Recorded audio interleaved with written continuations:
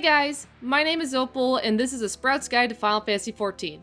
This series focuses on common questions new players have when starting Final Fantasy XIV and where there's no question too simple. Today's topic is less flashy, but every character will have to interact with it someday, the Grand Companies. Grand Companies are this game's equivalent to factions, though most gameplay that was affected by Grand Company choice has become homogenized to the point where you can choose whichever one you like the best with no real narrative or gameplay impact to your playthrough. After your first encounter with a Primal, you will be given an MSQ quest called Hero in the Making. This quest will have you visit the 3 main city-states to listen to a memorial speech given by Eorzea's major leaders. Each speech will highlight the values and themes of each Grand Company, as well as give you some insight into the cities they're associated with. Once you watch, or skip, through all 3 speeches, you will be asked to pick a Grand Company. This choice used to matter back in A Realm Reborn, but now you can just choose the one you like the look or theme of the best. The only difference you'll experience is which city your Grand Company's hub is located, and each company offers a different set of cosmetics like glamours. Here's a rundown of all 3 Grand Companies.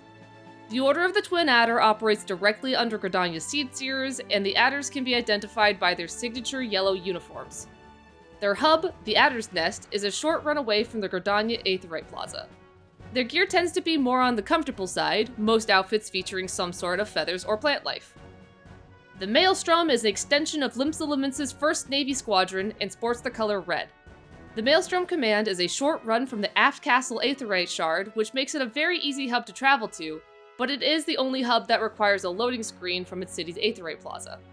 Their gear is strongly maritime themed, including proper tricorn hats and a very sharp black and red color scheme.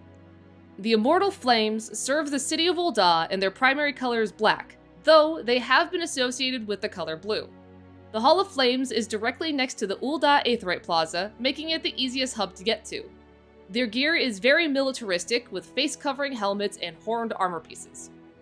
To change Grand Companies, you'll have to rank up to 2nd Lieutenant in your current Grand Company and then talk to the personnel officer in the company you would like to join. The first time you change Grand Companies is free, but any future changes will cost you 50,000 gil. You will also be unable to change factions again until 15 days have passed. When you switch factions, your rank will be reverted back to private, but returning to a previous Grand Company will restore your old rank. This means you can essentially earn max rank with every Grand Company, if you're so inclined.